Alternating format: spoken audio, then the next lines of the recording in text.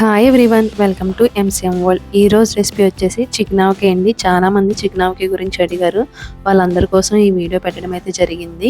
చాలా ఈజీగా సింపుల్గా ఇంట్లోనే చికెన్ ఆవకాయ ఎలా చేసుకోవాలో మీ అందరి కోసం అయితే ఈ వీడియో పెట్టడం జరిగింది.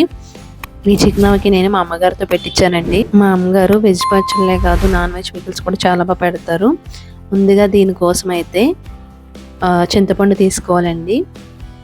మేము తీసుకున్న చికెన్ వచ్చేసి మేము 2 kgs చికెన్ తీసుకున్నాం. దాంట్లో 1/2 kg చింతపండు పడుతుందండి.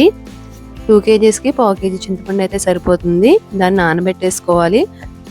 నానిన తర్వాత దాన్ని మనం ఇలాగా మిక్సీలో స్మూత్ పేస్ట్లో పెట్టుకోవాలి. స్మూత్గా రావాలండి ఇలాగా చింతపండు పేస్ట్ అనేది.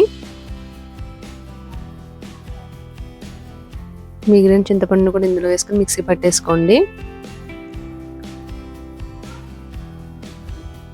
ఇలా స్మూత్ పేస్ట్లా తీసుకున్న చింతపండుని మనం ఇప్పుడు బాయిల్ చేసుకోవాలి. స్టవ్ ఆన్ చేసుకుని స్టవ్ మీద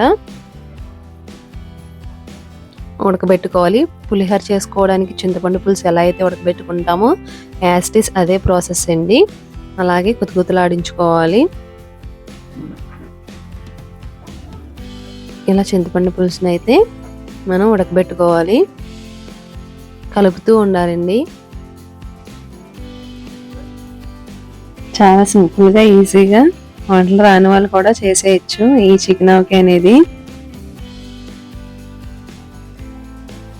ఇలా కుతకుతలాడుతూ ఉంటుంది. జాగ్రత్తగా ఉండాలండి, మీద పడుతుంది. కలర్ చేంజ్ అయిపోయింది, మనకి దగ్గర పడిపోతుంది చింతపండు పులుసు అనేది.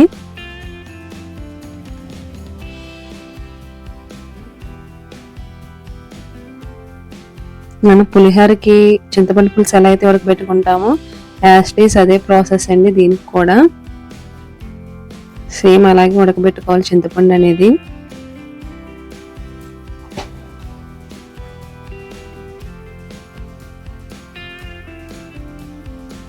దగ్గరకు వచ్చి కొద్ది అడుగు పట్టేస్తుంది, కలుపుకుంటూ ఉండాలి.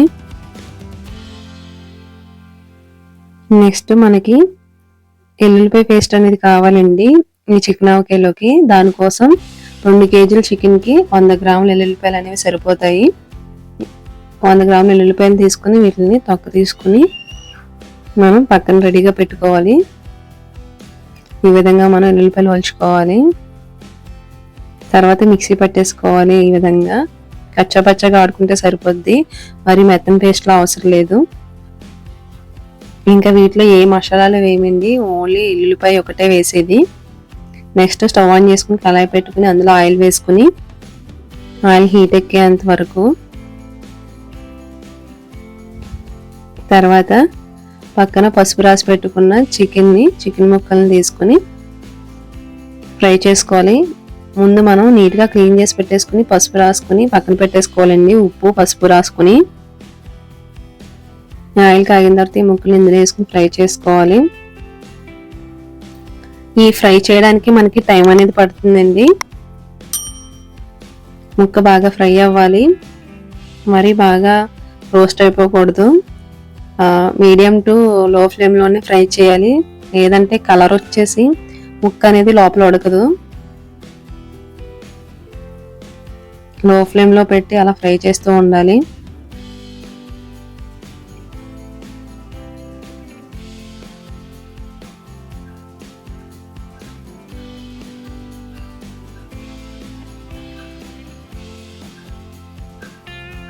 ఈ విధంగా కలుపుకుంటూ మనం ఫ్రై చేసుకోవాలి.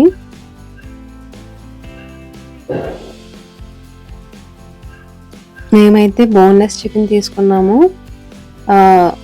బోన్తో ఉన్నది కూడా చేసుకోవచ్చండి. బోన్లెస్ అయితే ఇంకా బాగుంటుంది, కొంచెం కాస్ట్ ఎక్కువ పడుతుంది అంతే బోన్లెస్ చికెన్కి అయితే. తర్వాత అదే ఆయిల్లో మనం ఎల్లుల్లిపాయ పేస్ట్ చేసి పెట్టుకున్నాం కదా, దాన్ని కూడా ఫ్రై చేసుకోవాలి.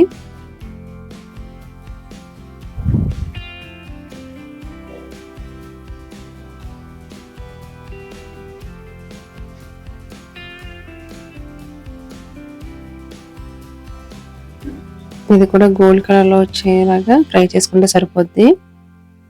చికెన్ ముక్కలను అయితే ఈ విధంగా ఫ్రై చేసుకుని పక్కన పెట్టేసుకున్నాం కదా. తర్వాత ఇందులో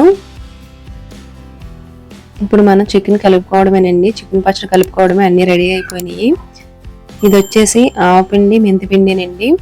2 కేజీలకి ఒక 25 గ్రామ్స్ ఆవాలు, 25 గ్రామ్స్ మెంతులు కావాలి. 2 కలిపితే 50 గ్రాములు అయితే సరిపోద్ది.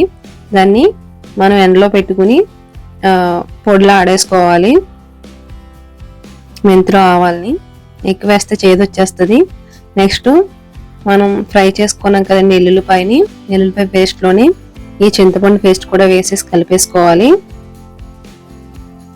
ఆయిల్ మనం చికెన్ని ఫ్రై చేస్తాం కదండి, సేమ్ ఆయిల్లోనే మనం ఎల్లుల్లిపాయ ఫ్రై చేసుకొని అదే ఆయిల్లో పచ్చడి అనేది కలిపేసుకోవచ్చు. నెక్స్ట్ మెంతులు ఆవాల పిండి కలుపుకోవాలి.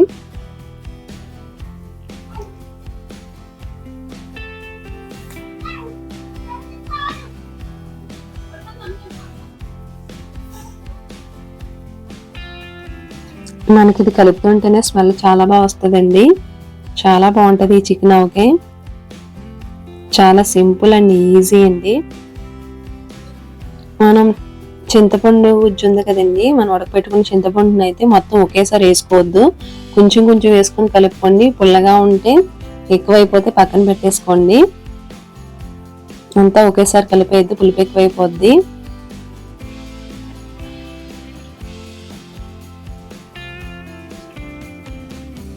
పులుపుని చూసుకుంటూ అడ్జస్ట్ చేసుకుంటూ వేసుకోవాలి చింతపండు పులుసు అనేది.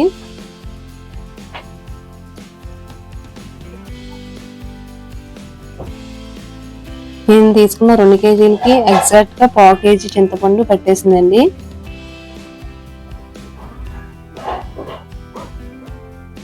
తర్వాత ఇవన్నీ కలుపుకోవాలి. మసాలాలు అలాగే చింతపండు పులుసు కలిపేసుకున్నాం కదా, అవన్నీ ముక్కలు పట్టేలా కలుపుకున్న తర్వాత కారం తీసుకోవాలి.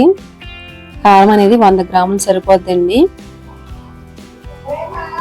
పచ్చడి కారం కదా, 100 గ్రాములు అయితే సరిపోద్ది 2 కేజీలకి. మంచి కలర్ వచ్చేస్తుంది. పచ్చడి కారం తీసుకోండి.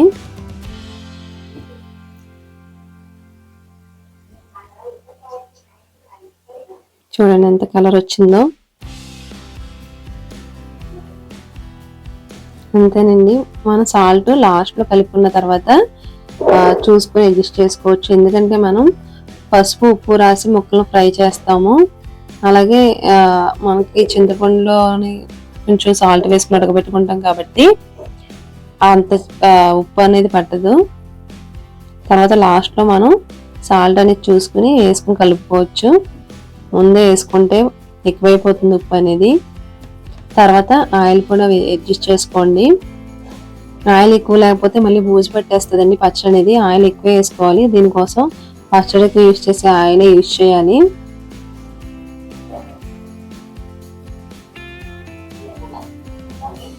చాలా ఈజీ అండి. అయిపోయింది, మనకి చికెన్ ఆవకాయ అనేది రెడీ అయిపోయింది. ఈ వీడియో మీ అందరికీ యూజ్ అవుతుంది అనుకుంటున్నాను. ఈ వీడియో మీకు నచ్చితే లైక్ చేయండి. అలాగే మీ ఫ్రెండ్స్ అండ్ ఫ్యామిలీ మెంబర్స్కి షేర్ చేయండి. మీరు ఒకవేళ ట్రై చేస్తే ఎలా వచ్చింది అనేది కామెంట్స్లో అయితే కామెంట్ చేయండి. అలాగే మీకు ఎవరికైనా ఆర్డర్స్ కావాలన్నా ఈ చికెన్ పికెలు మేమైతే పార్సల్ అయితే పంపిస్తామండి. మీకు ఎన్ని కేజీస్ కావాలంటే అన్ని మేము కొరియర్ చేస్తాము. చికెన్ పికెలే కాదు, మటన్ పికెలు, ఫిష్, ప్రాను అటువంటివి కూడా మేము పంపిస్తాము. నేను డిస్క్రిప్షన్లో నెంబర్ అయితే యాడ్ చేస్తాను. మిగతా డీటెయిల్స్ ఆ నెంబర్కి వాట్సాప్ చేసి కనుక్కోండి. Thanks for watching. నా వీడియో నచ్చితే లైక్ మాత్రం చేయండి. అలాగే నా ఛానల్ని సబ్స్క్రైబ్ చేసుకోవడం మర్చిపోవద్దు. మళ్ళీ సరికొత్త వీడియోతో మీ ముందుంటానండి. మీ మిడిల్ క్లాస్ మౌని.